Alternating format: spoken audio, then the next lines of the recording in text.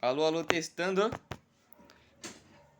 Salve, salve, nobres econômicos, sejam bem-vindos a mais uma Nobrecast. Essa semana a gente vai estar falando sobre um tema muito polêmico, que é justamente a lógica. Não, ninguém fala sobre isso. E é justamente por isso que muitos debates que você vê por aí começam a perder até o sentido do debate em si, que é buscar verdades. Primeiramente, deixem suas opiniões aí nos comentários e se inscrevam no nosso canal para vocês não estar perdendo os próximos vídeos. E aí digo se essas opiniões que você comentaram no começo mudaram, elas continuam a mesma coisa. Coloque seu ponto aqui embaixo e vamos discutir. E nós vamos ensinar hoje a chave para se ganhar qualquer debate que você entre. Qualquer debate, seja ele falando de qualquer tema.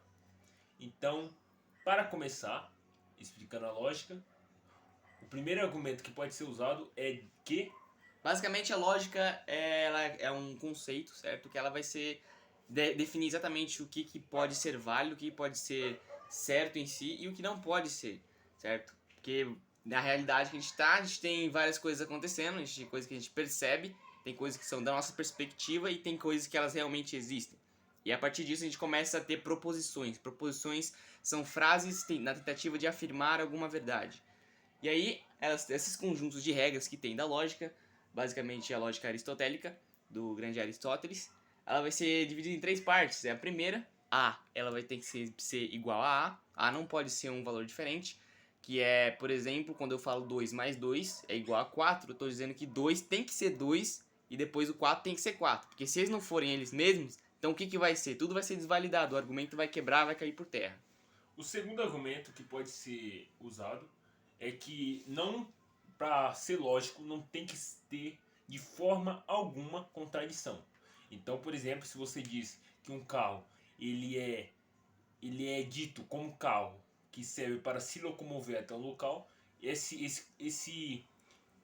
essa forma de ver o carro não pode ser mudada de forma alguma, pois se entrar em contradição não é um argumento lógico, é um argumento usado e tirado da sua cabeça. A não ser que isso faça parte de outro pensamento lógico. Por exemplo, eu posso falar que 2 mais 2 é igual a 4 e essa frase ser verdadeira, definindo 2 como duas unidades na ordem numérica de números naturais. Isso vai ser verdadeiro, mas quando eu for fazer um outro argumento com outro pensamento, eu posso mudar essa definição, mas eu tenho que explicitar isso, porque aí vai fazer sentido lógico o argumento em si. No caso, tudo que ele tentou explicar foi que você pode usar uma argumentação para argumentar outra, que seria, por exemplo, você pensar de forma diferente, porém tudo você provando seus pontos e argumentando sem haver contradição.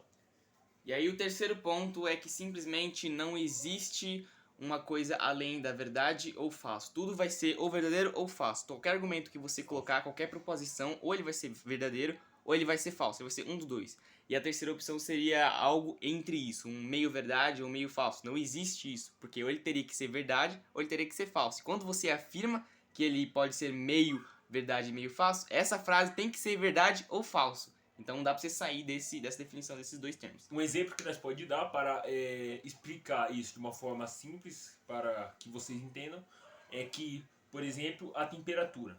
Por exemplo, ela não está nem quente e nem frio. Então você vai desvalidar as duas e vai falar que está morna. Então esse tá morno entra como uma verdade, uma verdadeira, sem entrar no meio termo, no caso. Sim, então você mesmo que acaba entrando no meio termo falando que ela não tá nem quente e nem fria, você entra no meio termo entre essas duas definições, mas você não entra no meio termo entre ser verdadeiro ou falso.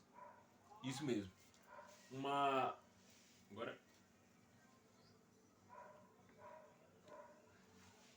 A palavra certa se define como tudo que for ético. Por exemplo, essa definição ela pode cair em um debate, porém não pode ser dita como contradição. Não pode entrar na contradição para se provar um ponto que você deseja ter como certo ou errado. Então, por exemplo, estamos lá discutindo sobre o que as pessoas devem fazer numa sociedade, qual que é o certo a se fazer. Aí a gente vai lá buscar a definição do certo. O que a gente está definindo certo nesse argumento, nessa argumentação, nessa troca de proposições?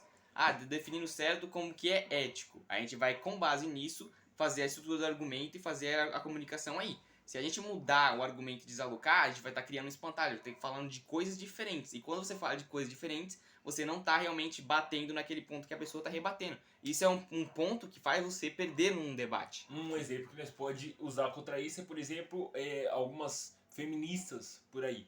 Elas dizem que são em pró de todas as mulheres, porém a mulher que discordar delas nos argumentos, elas vão lá e discordam dessa mulher. Elas querem lacrar pra cima dessa mulher. Então não tem lógica usadas por ela, entendeu?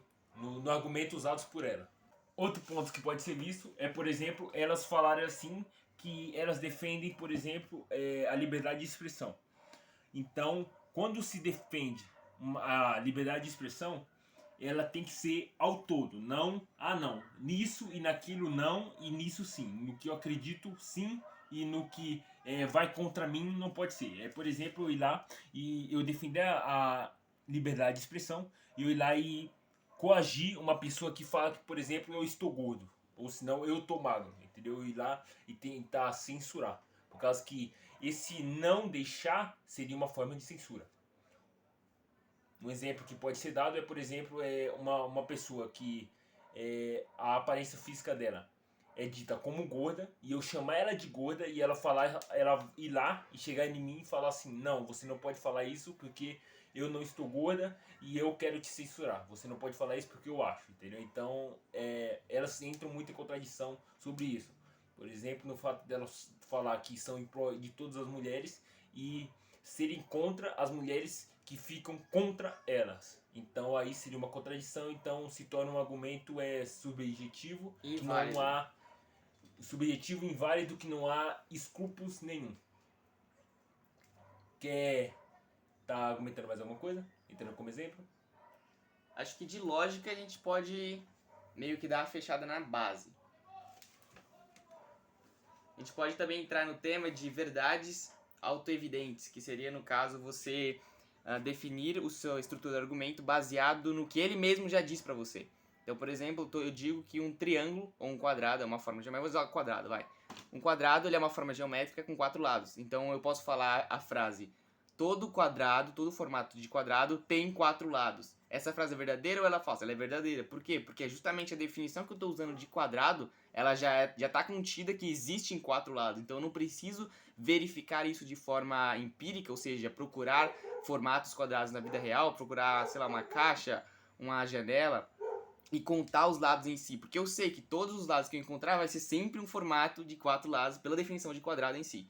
E aí a gente pode aplicar essa tese, esse embasamento no argumento, na argumentação, um debate, quando você vai falar de, por exemplo, um termo que você define ele já.